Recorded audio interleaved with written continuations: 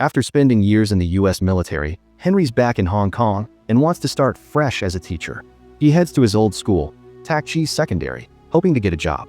The principal points out that Henry don't have any teaching experience. But once he sees a recommendation letter from someone high up, he agrees to hire him. Before Henry leaves, the principal warns him that the class he's taking over is the worst in the school. On his first morning, Henry walks into the classroom and finds total chaos. Some students are sleeping, some are singing, others are playing video games, and a bunch are cooking ramen on a portable stove. Even when he walks in, no one pays attention. He tries to talk to them, but they just pretend he's not there. Since the class won't listen, Henry stops trying and just starts talking to them about what they're already doing. He approaches the group cooking ramen and advises them to consume less due to its high sodium content. Then he walks over to a guy named Zufa who's strumming a ukulele and helps him out. Next, he warns a gamer kid against the radiation he might receive from staring at the screen all day. Once the students finally start to notice him, Henry introduces himself and writes his name and number on the board. The class bursts out laughing at how bad his handwriting is. Then one of the kids even calls the number and jokingly tells him to leave, but Henry just laughs it off. Despite this, the students once again lose interest and return to their previous behavior. Fed up, Henry grabs a rubber band and chalk and uses them to set off the fire sprinklers. Water sprays everywhere, and the students quickly scatter to avoid getting soaked. With the students now fully attentive, Henry formally welcomes them to his class. After the lesson ends, a group of 5 students, known for their poor academic performance, gathers in the sports supply room to smoke. Their leader, Jack, has a crush on a top student from another class. The others catch him staring at her photo and joke around, teasing him. The group has an ongoing feud with the rich, stuck-up kids on the school's basketball team. The basketball players walk into the supply room and, like always, mock Jack for being poor. Later, while the basketball team is practicing, Jack and his crew watch from the side. Jack drops a bottle onto the court, making the team leader slip and fall. They laugh, but get caught and given detention by Miss Liang, the English teacher. To get out of it, they pull a prank on her and run off while she's busy cleaning her desk. Somewhere else, the school principal is stressed because the education board is planning to cut 20% of their yearly funding. Soon, officials from the board arrive to inspect the school and see how the money is being spent. Meanwhile, Henry walks into the classroom, not knowing the students set up a water bucket to prank him. But he reacts fast and manages to knock the bucket away before it spills. The students, who were ready to laugh, are totally surprised. Henry then asks Jack for his pack of cigarettes, since he knows Jack smokes. Jack gives it to him, curious about what Henry's planning. Henry turns to Zufa and asks him to name 3 ingredients in a cigarette. When Zufa gets it right, Henry lets him skip class for the day. That gets the rest of the students banging on their desks, all wanting the same. Once they quiet down, Henry gives everyone a cigarette and tells them to analyze it. He knows just telling them cigarettes are bad won't work.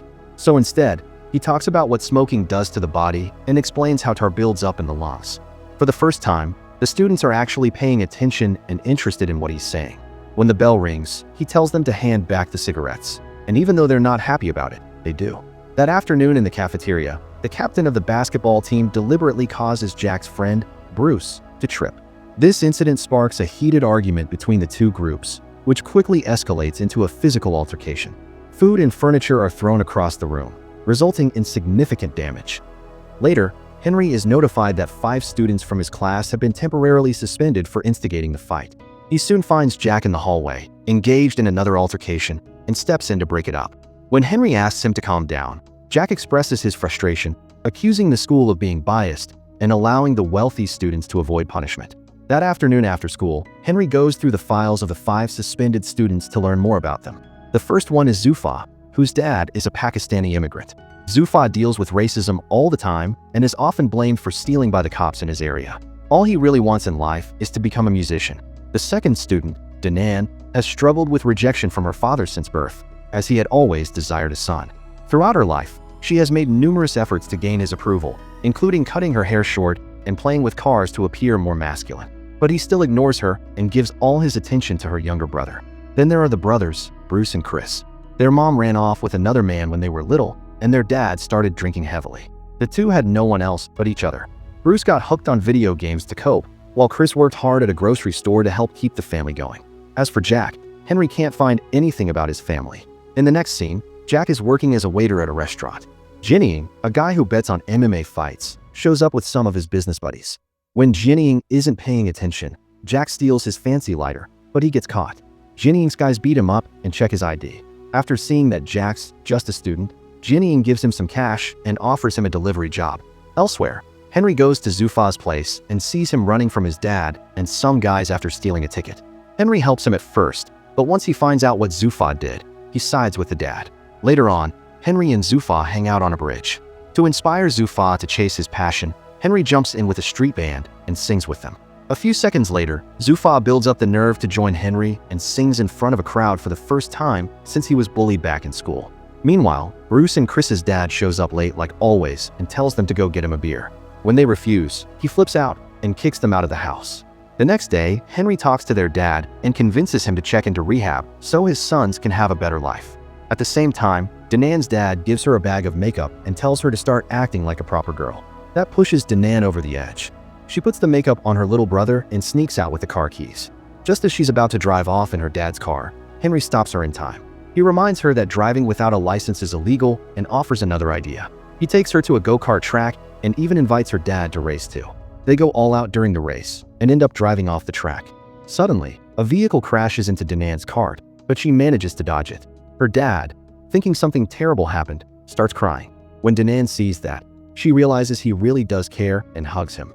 The next day at school, Bruce and Chris, along with some classmates, are taken to a rehab center to interview someone recovering from alcoholism.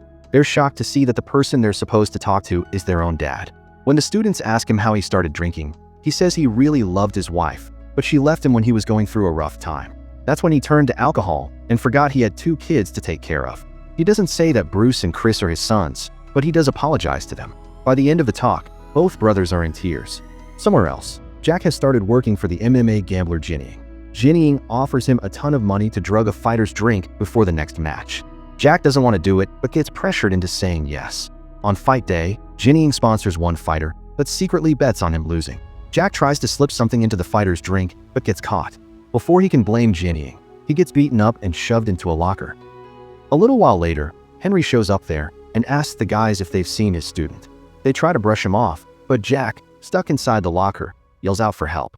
Realizing Jack's in trouble, Henry jumps into action and takes down the guys easily. When the fighters step in, things get more serious, but Henry dodges their punches like a pro. In the end, he knocks out their best fighter, just minutes before the guy was supposed to go into a match. Next, they're at the hospital where Henry gets patched up. Jack tries to tell the truth about Jinying, but he stops him. The story hits the news, and Henry becomes known as the teacher who beat up a pro fighter to save his student. A flashback shows that Henry used to be quite the troublemaker back in school. He once tossed water balloons at a kid playing piano during a school event in front of all the parents. Later, he even got into a fight with the same kid and ended up breaking his hand. That fight got him suspended, and soon after, he had to move to the US. Back at school, he's now respected by the students, and instead of ignoring him like before, they actually stand up to welcome him when he walks into class. His students actually start paying attention in class and work hard to get ready for the college entrance test. Everyone's doing well, except Bruce, who gets hooked on pills. While Chris used video games to escape their messed up family life, Bruce started using drugs. Because he can't concentrate, he does terribly on the mock entrance exam. Henry says he'll help him out, but Bruce just keeps sinking deeper into depression. One day, he jumps off the balcony at home. He's rushed to the hospital and falls into a coma. The media twists the story and blames the school and Henry for what happened. After an investigation, the education board decides to take away Henry's teaching license. When he packs up and leaves, the students run after him, begging him to stay. They're crushed, but they know the best way to honor him is to crush the college test. From that day, they double down on their studies to prove to everyone that Henry was a great teacher. On exam day, Jack and all the other students get a message from Henry asking them to meet at school an hour early. But when they show up, they realize it was a setup. Jinying tricked them and locked them in the school so they'd miss the exam. It's his way of getting back at Henry. A little later, Henry shows up, figures out what's going on, and fights Jinying's men to protect the students. He sets them free, and they run off to make it to the exam just in time. Henry stays behind to fight Jinying. During the fight, Jinying reveals he's the same kid Henry once hit with water balloons back in school. Because of the broken arm, he couldn't compete in a big music contest, and he hasn't played piano since. He blames Henry for ruining his dream. Henry tries to talk things out, but Jinying attacks him again. Henry and Jinying wrestle over a knife, but in the end, Henry gets the upper hand. But he doesn't go through with it. Instead, he apologizes for what he did when they were kids and simply walks away. Meanwhile, the students make it to the exam just in time and finish it. A few weeks later, their results are out, and they all pass with amazing scores. Jinying starts playing the piano again, but it'll take time before he gets back to how he used to be. Bruce wakes up and promises to take the test next year.